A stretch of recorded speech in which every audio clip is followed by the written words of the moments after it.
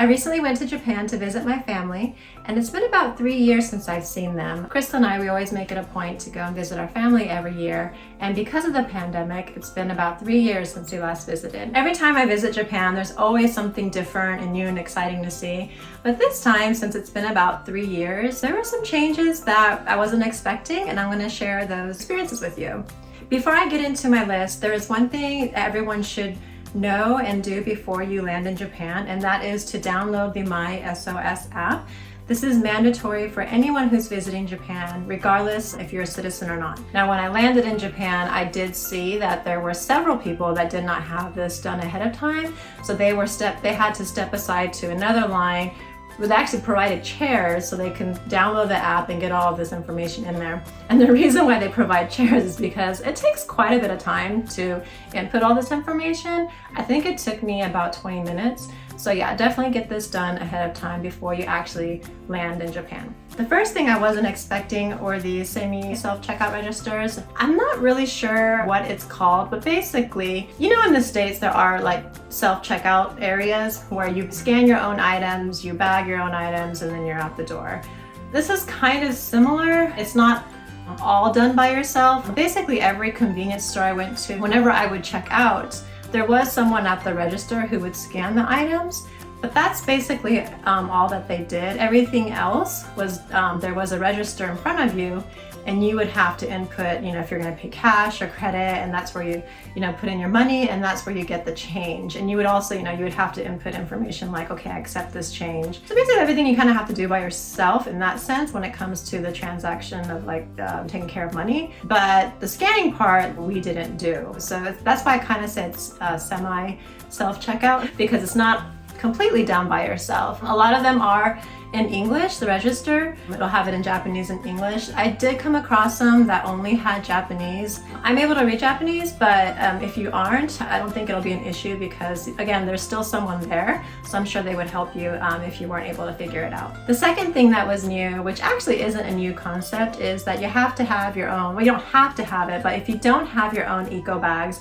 which is what they call it, which is just a shopping bag. If you don't have your own shopping bag, they will charge you a fee. Normally it was like 10 yen. Now this isn't new. I've been doing this for a while in California. When I was living in Hong Kong, I was doing this, and that was 10 years ago. And the last time we visited Japan, I never really had to bring my own shopping bags. Plastic bags were still free wherever you shopped. But this time, everywhere I went, I was always asked at the register if I wanted an eco bag, and I wasn't familiar with that in Japan because I was so used to just getting the free plastic bag, which is good that they're doing this now because it does, help save the environment. So just be aware that if you don't have a plastic bag or a shopping bag with you, you will most likely get charged a fee. The third thing that actually was expecting this and kind of not, masks are still mandatory indoors. Now outdoors, it's not really mandatory if you're not in a crowded space, but even though it's not mandatory outside, people still wear masks outside.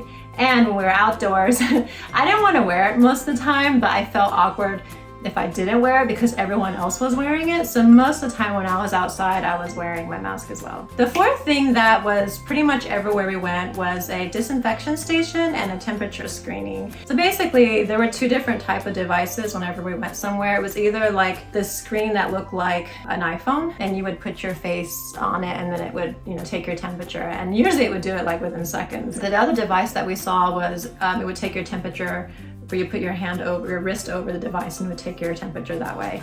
It's a very painless process. It usually takes like less than 5 seconds, but no matter where we went, that was something that we always had to do before we entered the establishment. And then the last thing that we noticed that we weren't expecting was robots everywhere. Japan has always been pretty advanced with their technology, especially like you're probably already know, like if you use a Japanese bathroom, like the toilets are pretty high advanced with all these buttons, and I'm pretty used to that, but I wasn't really used to seeing robots everywhere.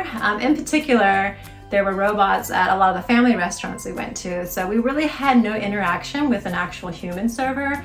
And most of the restaurants we went to, when we sat at a table, there was an iPad there, that's where we would order our food from the menu on the iPad, and then a cat-looking robot would come down with our food.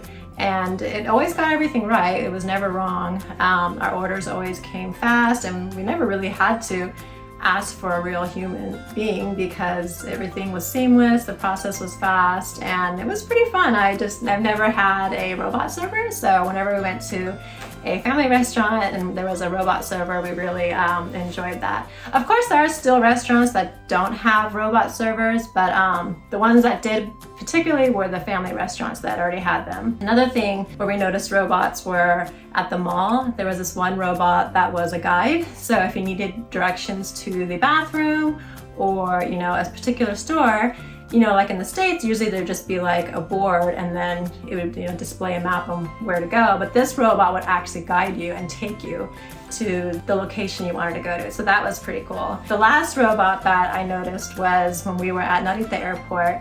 There was a robot roaming around. And that robot, when I looked it up later, is basically a security robot. So it detects unusual activity or smells. So basically, once it detects that, it sends information to, I guess, their security offices, and then real security comes out and they investigate the issue. All right, so those are the 5 things I wasn't expecting on my trip to Japan. If you like this video, please give it a thumbs up and don't forget to subscribe to our channel. Thanks for watching. Bye.